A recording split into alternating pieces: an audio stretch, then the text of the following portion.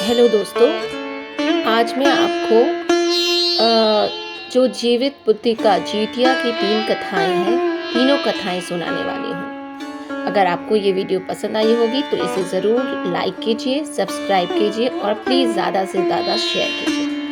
चलिए, तो जितिया की कथा, जो पहली कथा है, जितिया व्रत की 3 कहानियाँ हैं और अपनी परंपरा के अनुसार जो कथा आपको यहाँ पढ़ी जाती है, आप उसे पढ़ सकते हैं और सुन सकते हैं। इसमें जो सबसे पहली कहानी जो मैं सुनाने वाली हूँ वो सियारिन वाली है, दूसरी जीवित वाहन राजा की है और तीसरी कहानी भगवान श्री कृष्ण से जुड़ी हुई है। तो चिल्लो सियारों की कथा। जीवित पुत्रिका व्रत में चिल्लो सियारों की एक कथा भी सुनी जाती है। वह संक्षेप में इस प्रकार है। एक वन में सेमर के एक पेड़ पर एक चील रहती थी। पास की झाड़ियों में एक सियारिन भी रहती थी। दोनों में खूब पड़ती थी। चिल्लो जो भी कुछ खाने को लेकर जाती, उनमें से सियारिन के लिए जरूर हिस्सा रखती थी। इस तरह दोनों का जीवन बहुत अच्छे से कटता था। सियारिन भी चिल्लो का ऐसा ध्यान रखती थी। एक बार वन के पास गांव में औरतें जितिया की पूजा की तैयारी कर रही थी। चिल्लो ने उसे बड़े ध्यान से देखा और अपनी सखी सियारों को भी बताया। फिर चिल्लो सियारों ने तय किया कि वे भी व्रत करेंगे। सियारों और चिल्लो ने जितिया का व्रत रखा। बड़ी निष्ठा और लगन से दोनों दिन भर भूखे प्यासे मंगल कामना करत व्रत में रहे। मगर रात होते होते सियारिन को भूख प्यास सताने लगी। जब बर्दाश्त नहीं हुआ तो जंगल में जाके उसने मांस और हड्डी पेट भरकर खाया। चिल्लो ने हड्डी चबाने की कड़कड़ की आवाज सुनी तो पूछी, ये कैसी आवाज है? तो सियारिन ने कह दिया, बहन, भूख के मारे मेरा पेट गुड़गुड़ा रहा है और यह उसी की आवाज है। मगर चिल्लो को पता चल गया कि उसने सियारिन को खूब लताड़ा।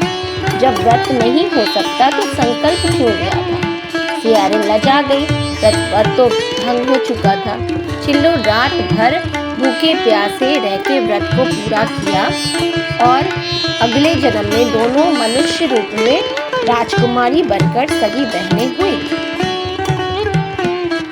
सियारिन बड़ी बहन हुई और उसकी शादी एक राजकुमार से हुई। चिल्लो छोटी बहन हुई। उसकी शादी उसी राज्य के मंत्री पुत्र से हुई। बाद में दोनों राजा और मंत्री बने। सियारिन रानी के जो बच्चे होते थे वो मर जाते थे, जबकि चिल्लो के स्वस्थ और हट्टे कट्टे रहते थे। इससे उसे जलन होने लगी। उसने कभी उनका सर कटवाकर डब्बे में बंद कर दिया और वो शीश मिठाई बन जाती और बच्चों का बाल तक पाका ना होता। बार बार वो अपनी बहन के बच्चों और पति को मरवाने का प्रयास करती, लेकिन वो सफल नहीं होती। आखिरकार दैव योग से उसे भूल का आभास हुआ। उसने क्षमा मांगी और बहन के बताने पर जीवित पुत्रिका व्रत का विधान से किया और उसके पुत्र भी जीवित रहे। इस प्रकार चिल्लो सियारों नामक कथा समाप्त होती है। एक बार बोलिए, जीवित पुत्रिका जीवित भगवान की जय। नाउ जीवित पुत्रिका व्रत कथा नंबर 2। गंधर्वों के राजकुमार का नाम जीवित वाहन था। वे बड़े उदार और परोपकारी थे। जीवित वाहन के पिता ने वृद्धावस्था में वानप्रस्थ आश्रम में जाते समय उनको राज सिंहासन पर बैठाया, किंतु इनका मन राजपाट में नहीं लगता था। वह राज्य भर का भार अपने भाइयों पर छोड़कर स्वयं वन में पिता की सेवा करने चले गए। वन में ही जीवित वाहन की मल्यवती नामक राजकन्या से भेंट हुई और दोनों में प्रेम हो गया। एक दिन जब वन में भ्रमण करते हुए जीवित वाहन काफी आगे चले गए, तब उन्हें एक वृद्धा विलाप करते हुए दिखी। पूछने पर वृद्धा ने रोते हुए बताया, मैं नागवंश की स्त्री हूँ। मुझे एक ही पुत्र है। पक्षीराज गरुड़ के कोप से मुक्ति दिलाने के लिए नागों ने व्यवस्था की है कि वे गरुड़ को प्रतिदिन भक्षण हेतु एक युवा नाग को सौंपते हैं।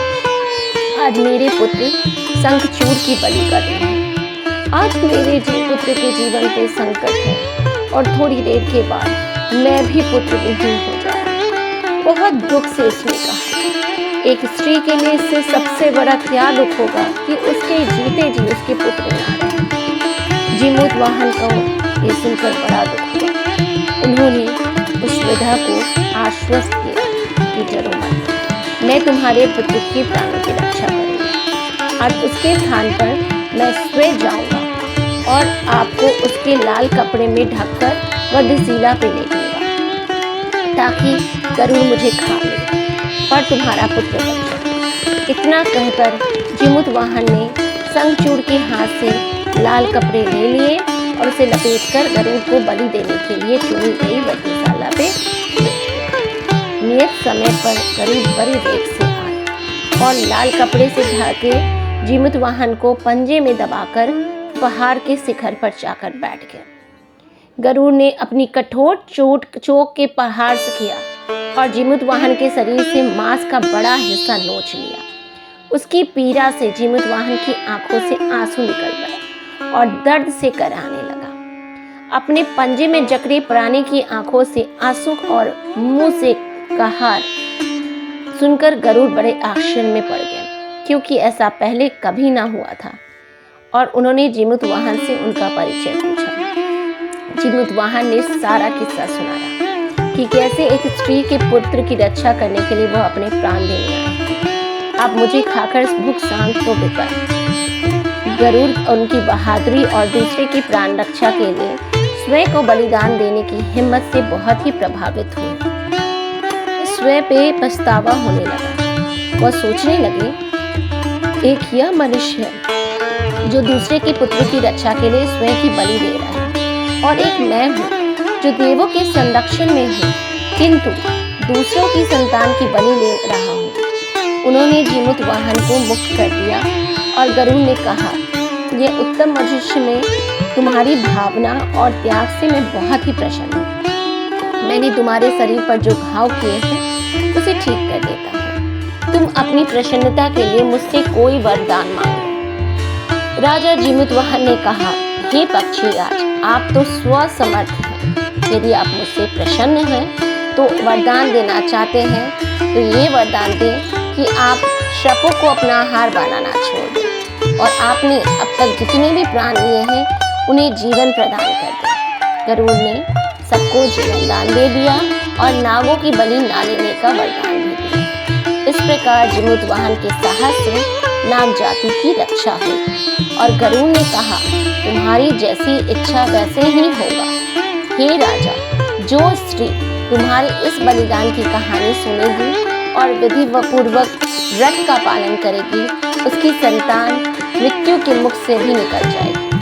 तब से पुत्र की रक्षा हेतु जीमूतवाहन पूजा की जाती है और यह कथा कैलाश पर्वत पर भगवान शंकर ने माता पार्वती को सुनाई थी और जीवित पुत्रिका के लिए भगवान श्री गणेश, माता पार्वती और शिव जी की पूजा एवं ध्यान के ऊपर बताई गई व्रत कथा भी सुनना चाहिए। इस प्रकार जितिया की दूसरी कथा भी समाप्त होती है। एक बार जोर से बोलिए, जितिया भगवान की जय।